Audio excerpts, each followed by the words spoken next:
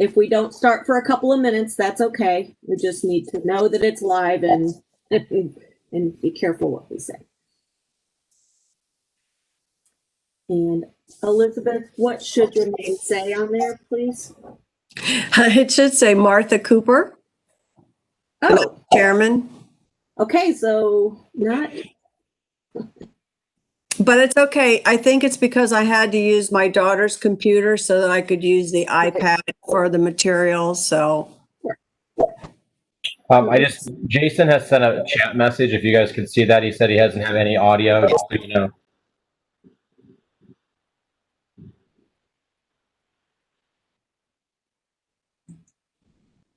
And I am not able to. Oh, he's not muted either. Can he hear us, Joe?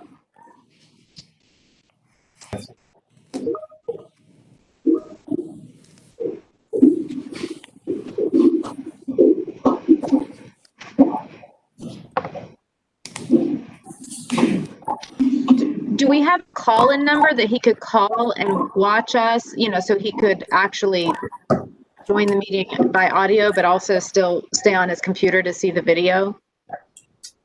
We can do that in WebEx, right? Jason, right back and he cannot hear us at all.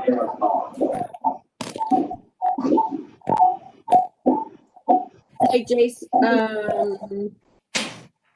Let's see. I going to call-in number. I don't know if Jason can hear me, but Claudia, you cannot. have If you tell me, I can type it to you.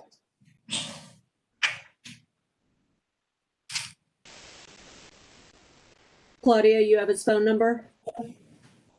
I think she must be on the phone with him or something.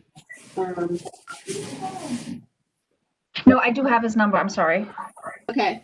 Here's the number for him to call is area code 415-655-0003. I've sent it to him. I'm having a chat with him on here right now. He can see us, but he cannot hear us. He can't hear us either. Okay. Access code 172-067-3970 #. Did you write that down? I don't need it. You don't have the echo? He can't hear or talk. He can see us, he cannot hear us, or cannot talk. Can you tell me the access number again? Sure, it's 172-067-3970 #. And I'm actually going to share my screen. I think that might. Oh, wrong screen. Sorry. Oh, goodness. No, I can't send it to him now because now he has signed off. Oh, no, he's back. Good. There we go.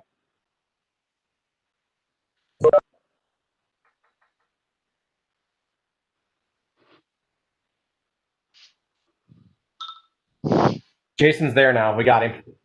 Okay. Can you hear me? I'm going to So we can now see you. Can you hear me? Yes. Okay. Yes, we can. You okay? You okay? Can Jason, can we hear Jason? I'm having seeing. The echo. I cannot hear him. He's not very light unless like someone's whispering.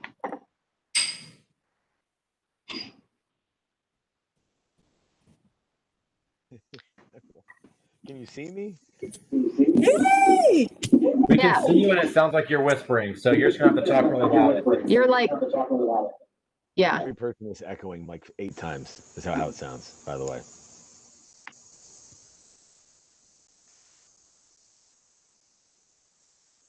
Well, you didn't echo just now, so that was good. Okay. You didn't either, so I think we're all good. We are streaming live, and if you are good to go, then let's. Ready to go? Ready to go? Everybody ready? Everybody ready? I'm getting a horrible I'm getting a horrible uh, repeat, you know.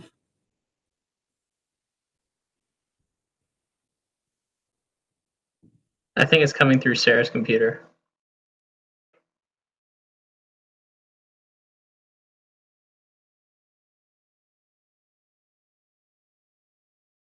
I think if we're diligent with muting when we're not talking, I think we should be okay. And staff is certainly ready if you all are.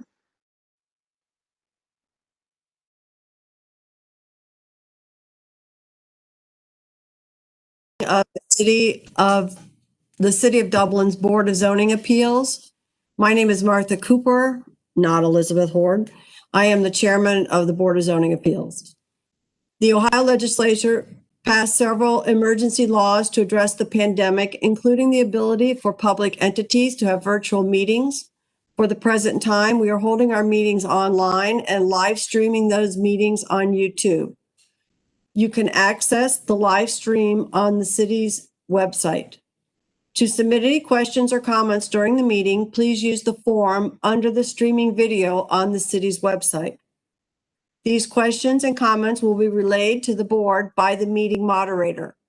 We want to accommodate public participation to the greatest extent possible and welcome your comments on cases. Please use a valid name and address when submitting your comments and refrain from making inappropriate comments. This is not a perfect system, but we will do our best and we appreciate your patience. And we apologize for our delay in starting tonight due to some additional technical difficulties. I would like to call the meeting to order. Hold on.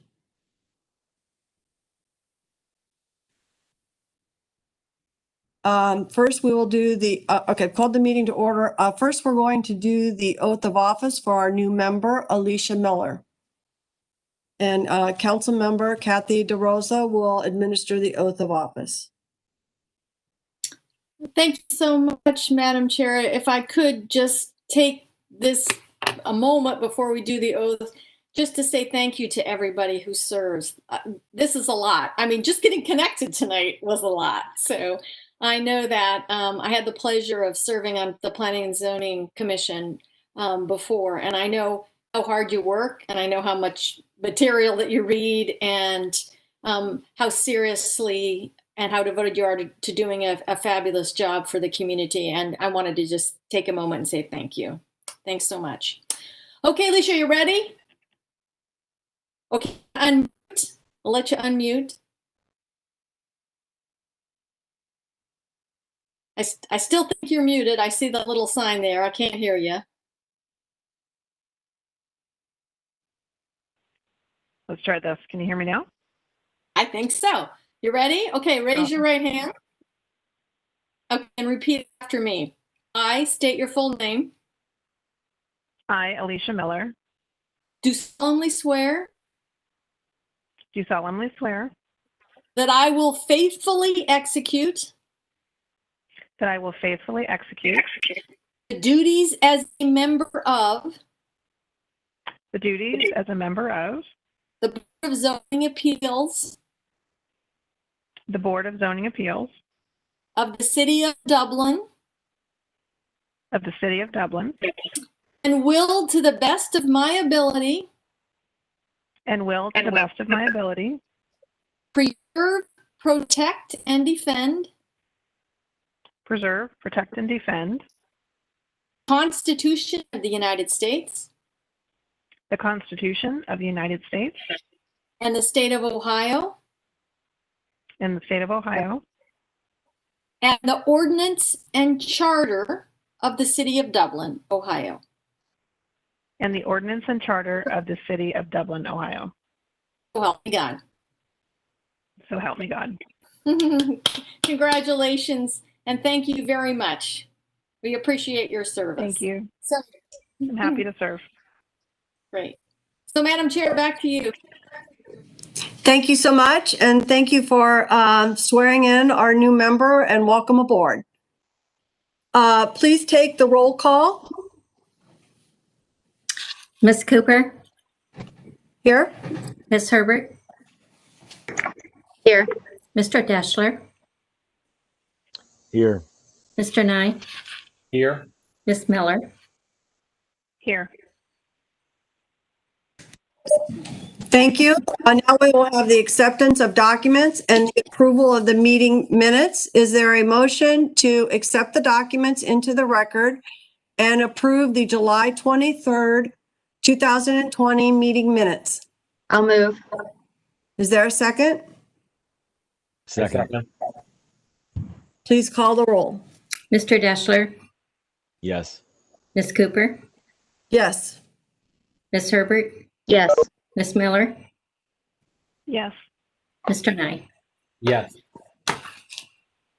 All right, we have one case this evening, and we will proceed to that case. The case is number 20-128V. I hope I don't mispronounce this. I believe it's Bogula Residence. I hope I got that pretty close. Right. Thank you. And the address of the property is 7979 Pleasant Drive in Dublin.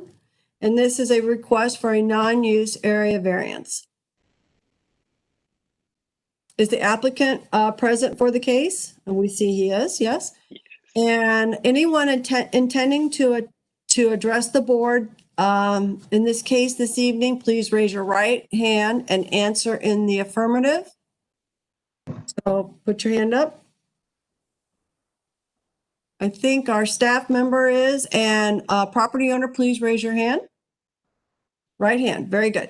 Do you swear or affirm to tell the truth, the whole truth, and nothing but the truth in your testimony to this board? Yes. Yes. Very good. Okay, our presenter is Zach Howenschel, and I will give him a moment to share his presentation. Zach?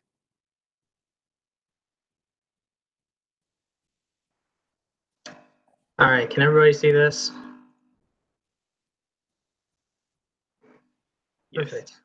Yes. Well, good evening, board members. Tonight we are here to review and approve, well, this is a consideration for review and approval of a non-use area variance for the Bogula residence.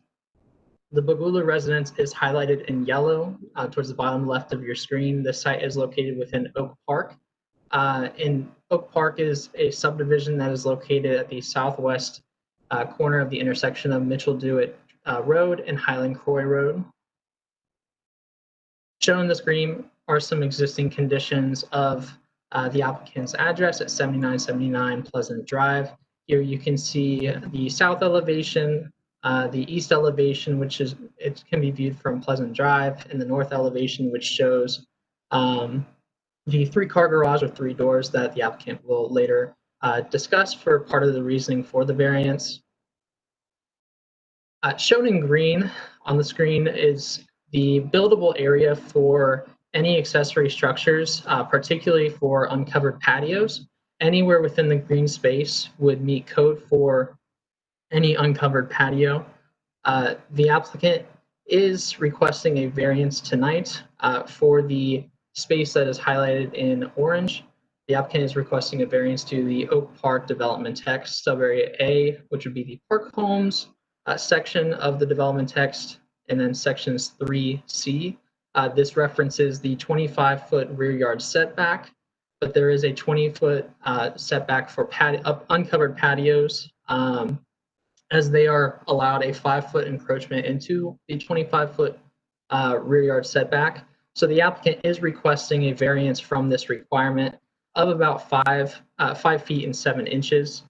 The applicant is proposing an approximately 571 square foot uncovered patio, as stated is highlighted in the orange shown on the screen. The applicant has stated the needs for this variance, which has been included in your packets today.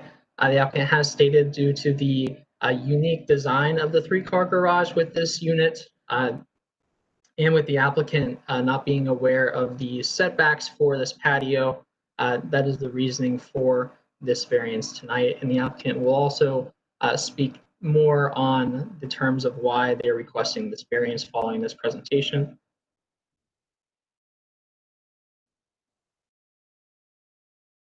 Planning staff has reviewed this application to all applicable criteria, and planning staff determined that there is space to include a properly sized patio to the rear of the home and also to the side of the home, and are recommending disapproval of this non-use variance. If the commission or if the board has any questions for planning staff, I would be happy to answer them. If not, the applicant is also here to address any comments and concerns you may have. Thank you.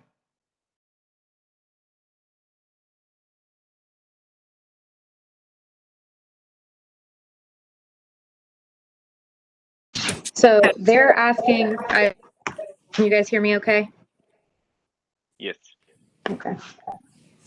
I wanted to note that the planning report, and I recall this from my own memory, referenced the 7118 Snowdrop court case, which I believe, Marty, you were also sitting on the BZA with me in 2016. For those of you who don't know, that's the Carroll residence in the archives. They came to us with a very similar house layout, similarly backing up to a preserve. And we're looking for, I believe they encroached 15 feet, as I recall, and I have that in front of me. So in that case, there was a 15-foot encroachment, and here you have a disapproval recommendation for a 5-foot. Is that correct? Yes, it is. Did you, Zach, pull that case, that planning report, and review it as well as the minutes from that meeting? Yes, we pulled the approval from that case. With any variance, we do look at each case on a case-by-case basis and try, at least from looking from the zoning code and the specific criteria for each case, make these determinations.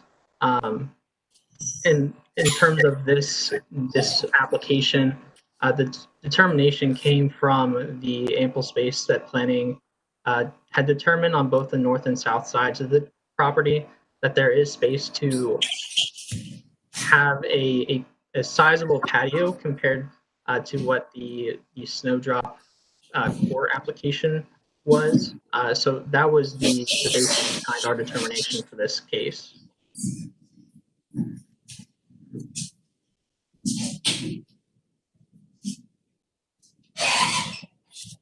Zach, I want to make sure I'm understanding. You said you look at them individually, so you guys don't really go back and look at precedent and say, this one recommended approval and it's a similar application. You look at them all individually and don't go back and rely on them? So, and I can pull something up as well.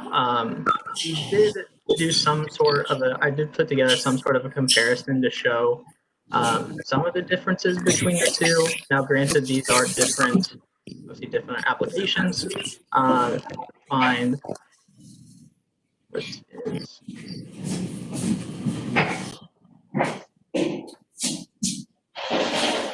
So on the screen, you can see the submitted applications for 7118 Snowdrop Court and for the 7979 Pleasant Drive, and also for distances, which show the number one shown on the Pleasant Drive. All the numbers are the same between the two. So the two big differences here are the top and bottom side yard buildable area. So the green is the buildable area for each site. And there is a pretty sizable difference between the two.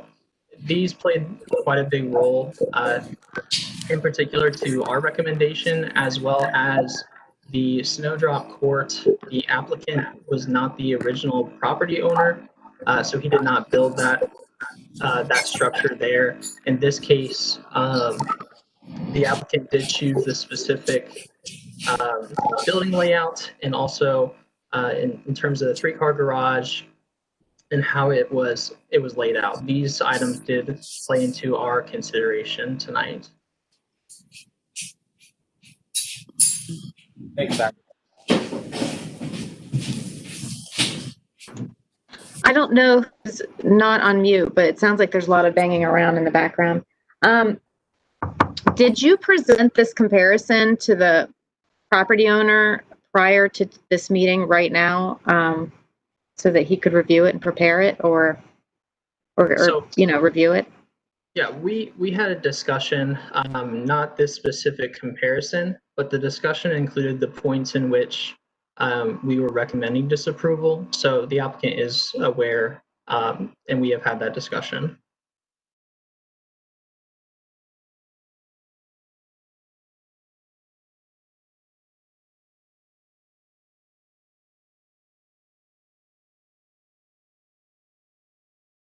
I have no further questions at this time for the city.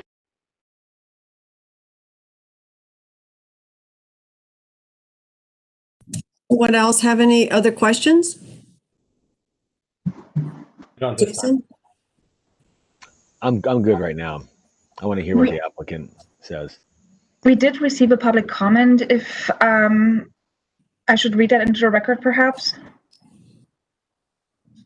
It's pretty short. Was it, you may, it was included, is it included in our documents that we received? Okay. It is. Since I we're mean, I read it. Since we're live streaming, we typically do include those.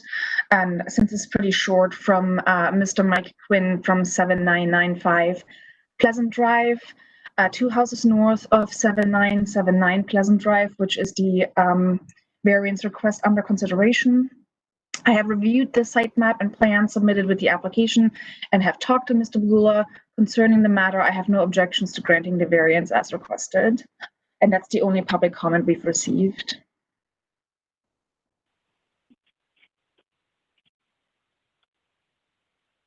Thank you, Claudia. Does anyone else have any questions for our staff member at this time before we allow the applicant to present? Okay. All right, we will proceed then with the applicant. Would you like to comment on your application? Yes. Hey, this is Jayaprakash Bogala, 797 Drive. And thank you very much, team, who have worked on this case. And particularly thank you very much for Jack. I know he has to review a lot of documents to come up with his recommendations, actually. But because as a first-time home buyer and I'm the owner of this property, if that's the only case, actually, I'm not. That's the most thing not able to get the approval of this case. Actually, I have something to support that. Actually, why I'm in this situation, why am I losing that 5 feet or 6 feet, not extend my patio into my backyard? Actually, when I was purchasing this home, I was not aware of completely how the property and the building is going to place in a lot. And I do have I choose the 3-car garage when I was going for this property, when I was purchasing this property, but I didn't choose the layout of the garage 3 doors in this lot, because the unconventional the layout what the builder come up with this for this property for 3-door 3-car garage. This is the only property in this whole community he built it, and that is not chosen by me. Because of that, I lost nearly 6 plus or minus 6 foot of space, which is pushed my building back into setback. I mean, back into the backyard, actually. And also, there is a little over 1 foot compared to other 3-car garage homes in the same model in the same community, which is pushed back 1 more foot back into. Yeah, thank you very much. This is what actually I'm trying to explain here. So 7979, which is my property, and 7165 and 7181, they are similar models as my home and which has a 3-car garage, also has a 3-car garage. If you look at that, actually, my 3-car garage has a length of like 36 foot. But when it comes to the other two properties, actually, it has a 31 foot. So as I mentioned, this is the only property in this community, and this is the only property build was started initially.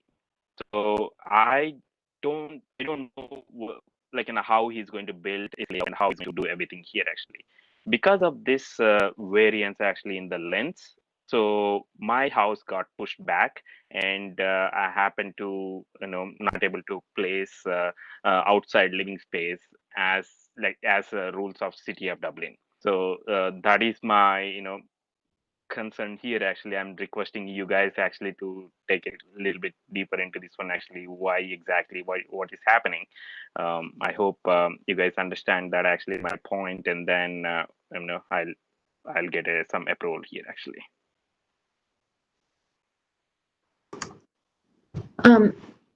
Thank you for that. I have a question. Can you guys hear me, or am I reverberating still? I can hear you. When you were purchasing this property from the builder, did they at any point give you a plot plan showing you and relatedly getting your approval of the placement of the home on the parcel? Honestly, vis-a-vis yes, they did. the setbacks, with the setbacks. With the setbacks, didn't remember. It's been already more than close to 6 years I purchased this building. I didn't remember exactly the setbacks were given at the time or not. They may be, guys, actually, but I didn't aware of that actually. What is the City of Dublin setbacks limits? The builder didn't mention to me or didn't involve me when he's placing that the building in the lot. Or didn't inform me when he's going for a 3-car garage. When I choose the 3-car garage, about like I'm going to lose so much space, and there will be a problem in the future for placing the patio or outside living space. So as a first-time home buyer at that point, I didn't think about all this actually, and I didn't even know about what is the limits of City of Dublin for setbacks. I'm envisioning, and maybe because I don't have an example in front of me, but I'm envisioning a plot plan that shows the house, and the builder should know all the setbacks, and some of them will provide this and some of them will not. So that's why I'm asking. But that shows where your house is going to be placed, but also shows the setbacks. And as I recall from the 7118, I don't think that they had received. I thought that question was asked and they hadn't received it from the previous owners. So we don't really know what the builder gives you, but you don't know is your answer, is whether or not you got a plot plan showing the placement of your house, showing the setbacks that the city that would apply. Yes. Okay. Yes, you did not. No, right? I did okay. not. That actually you. Okay.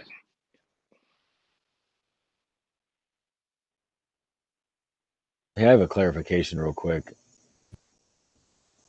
Was the home a spec home, or was the home designed by you and you saw it go from foundation to completion? It is not a spec home. So when you bought the house, they hadn't pulled permits or poured foundation or anything like that? No. You picked the lot and then the design that goes on the lot, the plan that goes on the lot. Yes, that is true. I thought builders were required to have homeowners sign off on a new build on the house plan and where it is on the plot. I know when we built in Dublin, we had to do that.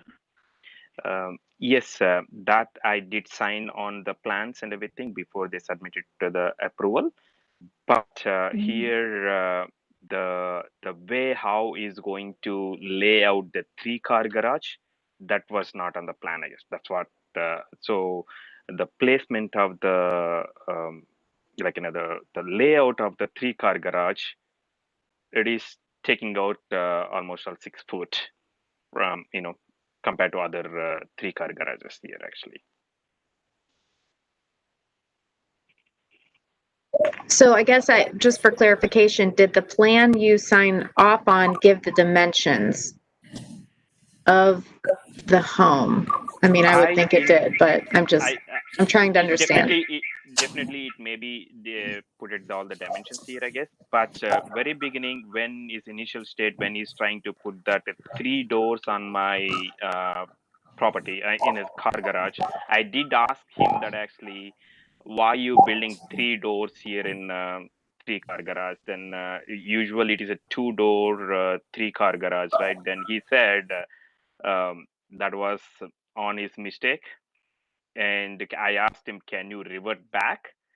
But by the time I was asked him for the reverting, that actually he already poured the base for the basement, for the garage.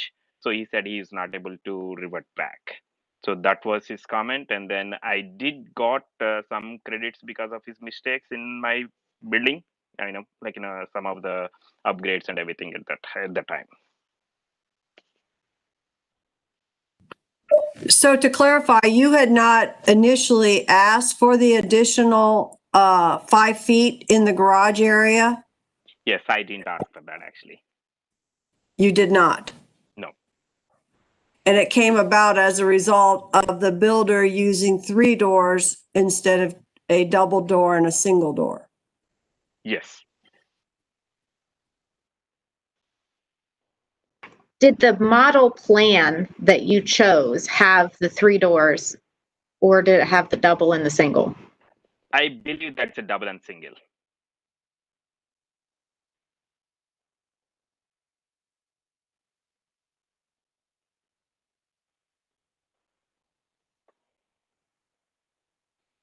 And after that, actually, he built only 2-door, 3-car garages throughout the community. As I mentioned, this is the only property in out of 70 homes has 3-door car garage, 3-car garage.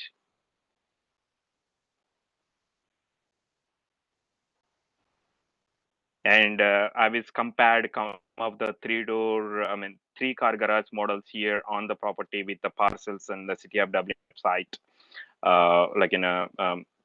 comparing some of those things. Actually, all of them has a 31 feet length of 3-car garage, but I have a 36 feet here. I just presented a couple of them in my variance document. But there are almost all 3-car garages in this property has 31.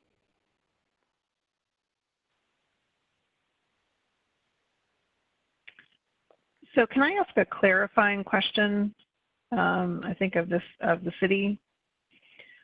So my understanding of the building code is that we can only approve a non-use variance when there's evidence of 3 specific criteria need to be met. And in the documentation that was prepared by staff, they said the first one was if there are special conditions not applicable to others. And in this case, they said that was not met. Second is, can you avoid the issues by finding another solution?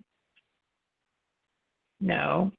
And then, is it creating a substantial adverse effect?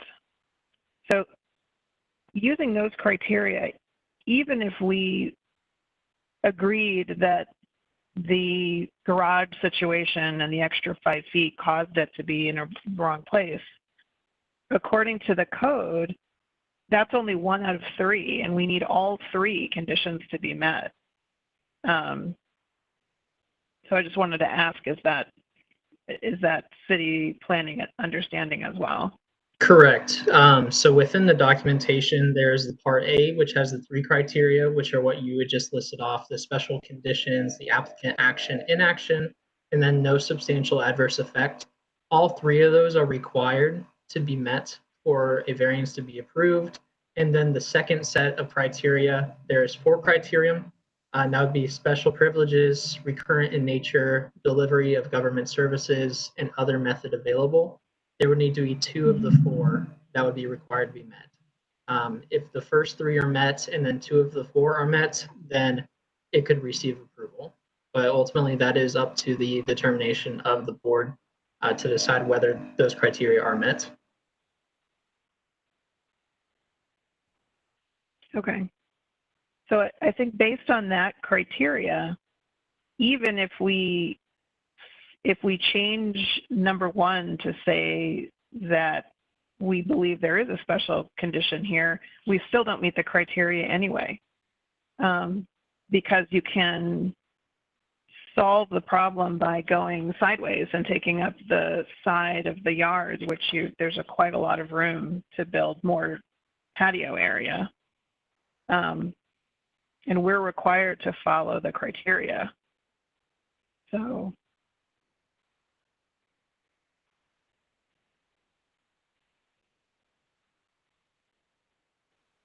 Can I comment on that actually, Alicia? Yes, please. The sideways, yeah, that is a good idea to go for a patio, but I don't have a direct entrance from the home to the patio on a sideways. The way how the home has it, actually, there is no side doors completely. We have only the outside doors, only the back and front.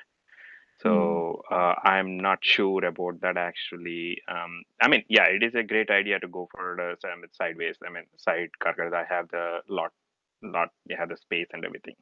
But my only concern is that actually I cannot use the patio directly from my home.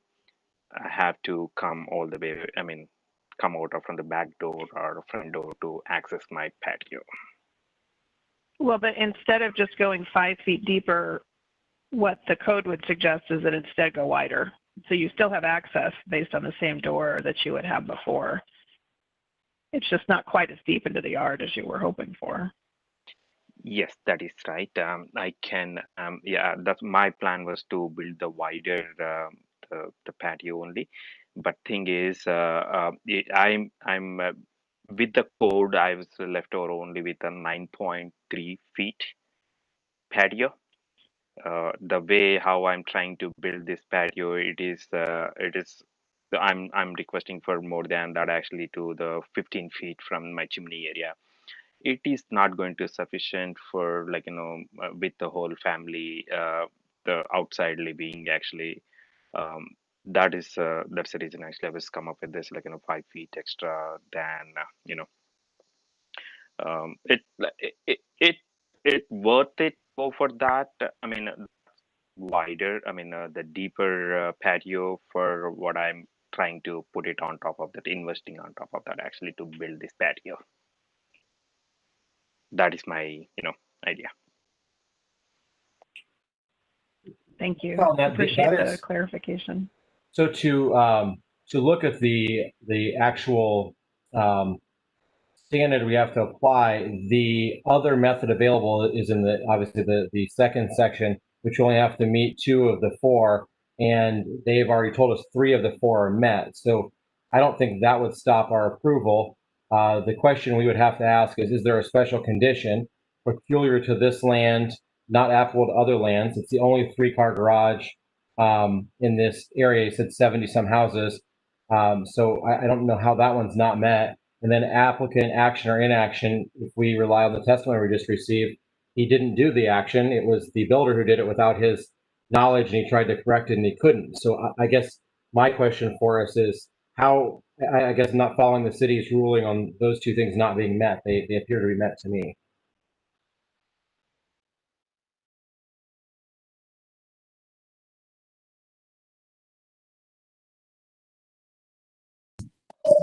Do any other board members care to respond to Mr. Nye's comment? Yeah, this is Jason. I tend to agree with where Joe's coming from. I think the acknowledgement from the applicant that the builder gave credits as a result of the error would signify that the applicant didn't have any action associated with the construction of that 3-car garage. especially if the renderings that were provided showed a double and one. And similarly, I think that also makes the special condition if we're listening to the testimony from the applicant with regard to it's the only home in the neighborhood that has their 3-car garage with 3 separate stalled doors. So with that, I think that 1 and 2 would be met from that standpoint. I would say that I agree with the evaluation of Joe and Jason as well. And from my recollection of the Snowdrop court case, specifically with respect to special conditions, we looked at a very similar kind of layout of a house. Of course, the garage was a lot shorter and provided a larger variance. And in no way did we consider in that condition that they were the first owner of the home or the second or the third. And I'm referencing in specifically the second paragraph of the city's plan. That was not part of our decision back then for that special condition. And I will remind you that the city unanimously on every criteria for them said the standard was met. And I think there's something to be said for having consistency within this subdivision. So but I also agree with the assessments of Jason and Joe. One more comment is that this home backs up to a kind of a reserve area where you're not really impeding on another property owner. Whereas I think in other instances, if there were back-to-back homes that may be under consideration, we don't have any objection from any of the adjacent homeowners, and in actuality, you have some support. So I think that further shows that it's probably something that we should approve. That's just my opinion. Jason, and that was part of our calculus in improving the other one in this neighborhood, that it backed up to the preserve. So I agree. Yeah, I agree. I don't remember seeing in the documentation that was presented ahead that there was this issue of the 5 feet in the garage and the builder corrected after the fact. I mean, to me, that's that meets that criteria, and so that the recommendations from staff, I think those 2 criteria were met. So kind of automatically, you should approve it.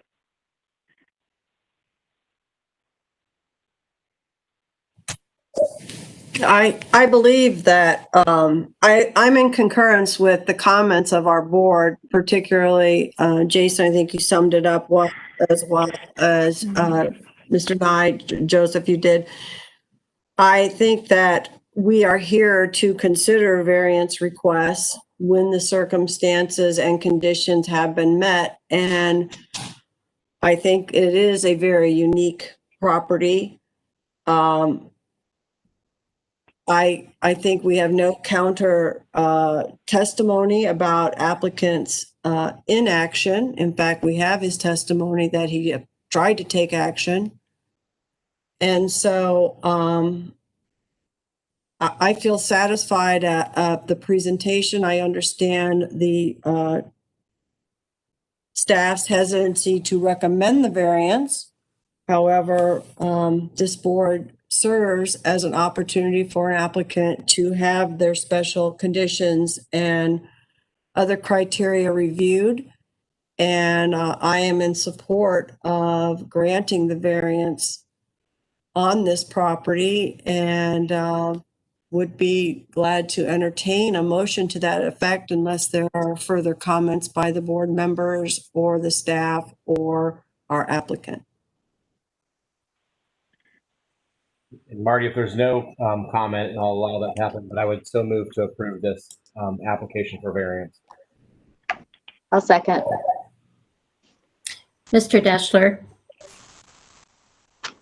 Yes. Ms. Cooper, Yes.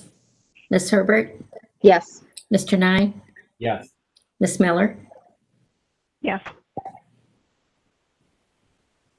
Thank you, board. Are there, that will conclude the case. And we thank the applicant and the staff for attending and persevering during our initial technical delays. Case number 20-128V is in the books, and we again appreciate everyone's attendance. Are there any communication issues to come before the board? We do not have anything, but we are likely to meet again in September. Okay, well, thank you for the heads up. If there are no further questions or comments, the next meeting is September 24th, 2020. If an application is submitted, and it appears Claudia is giving us a heads up that there's likely to be a case. So the meeting for tonight is adjourned. I thank everyone for their participation and discussions. And we will meet again September 24th, 2020. And I assume it will be virtual unless notified otherwise. Same here. All right. Thank you very much. Everyone stay safe. Thank you very Thank much, you guys. all. Actually, I'm glad actually you guys understand everything, all the situation here. And it's been, Dublin, a city of Dublin. I moved from India to city of Dublin about 60 years ago. So it's glad I've been right place. Thank you very much. Thank you. You're welcome. Thank you. So I'm gonna X out and say thank you to everyone for all the technical support and getting us online. And we'll see you next month. Hopefully our Zoom will be back in. Thank you all. Welcome to the board. Welcome aboard. Welcome, Alicia. Sorry we couldn't meet you any better than this, but glad to have you. Good night, everybody. Bye, guys. Bye.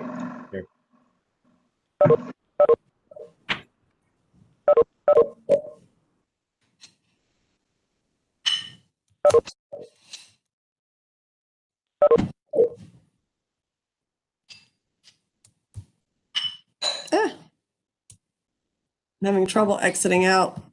Leave meeting. Oh, there we go.